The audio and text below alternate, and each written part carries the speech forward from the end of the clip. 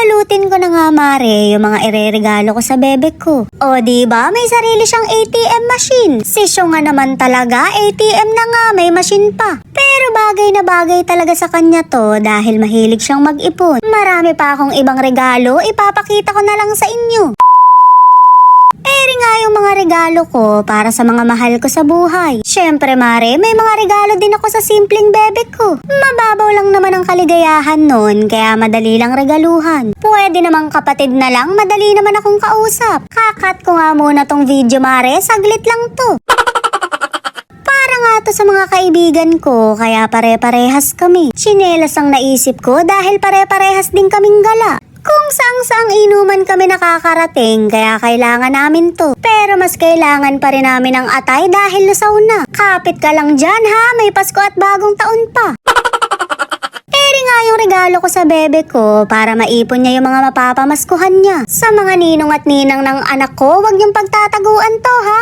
Abay, may picture pa kayo sa akin kung gaano kayo nasarapan sa Shanghai. Hindi ba nga't nung nagpabinyag ako, nag-Sharon pa kayo.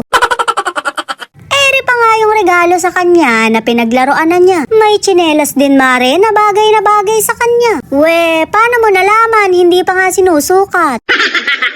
Bumili nga rin ako nito para hindi siya puro Roblox. Magpipindot muna siya, pahinga muna sa pakikipag-trash-talkan. Meron din siyang bubble machine na pwedeng pamalit sa fireworks. Bongga to mare, hindi mo na kailangang magpaputok. Well, pwede ko namang itaas yung kilikili ko para mas makatipid. Paputok din naman to mare, mas safe pa.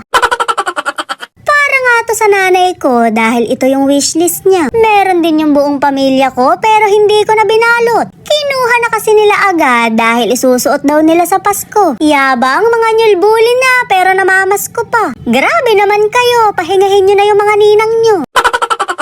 May reregaluhan nga rin ako ng malaking tsinelas. Pagka ganito daw kalaki, tsak na malaki din ang ano. Mare, yung paa, wag kang ano dyan.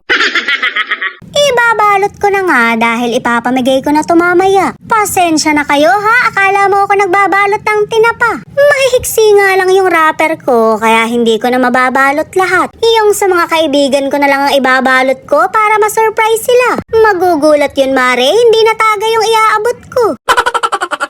Magsusulat nga sana ako ng sweet words pero kabod akong napahinto. Shoot mare, bakit ba in English ko pa? Nasa thank you for pa lang ako, hindi ko na alam yung kasunod. Mabuti na lang talaga at may Google. Salamat at hindi ka plastic lang naman ang sasabihin ko, nahirapan pa ako. Bahala na nga mare, thank you for everything na lang. Magre-regalo na nga ako, sasakit pa yung ulo ko. Basta ako mare, simple lang ang gusto kong regalo. Sana'y umalis na sa buhay ko yung mga gusto kong gawa ng masama. Sa susunod na taon, sana ako naman. Hala, okay lang ako, ano ba? Merry Christmas mga mare at pare, shot puno. Partida, hindi pa nakakainom yan. Maya-maya lang mare, magsisitagos na tayo sa pintuan.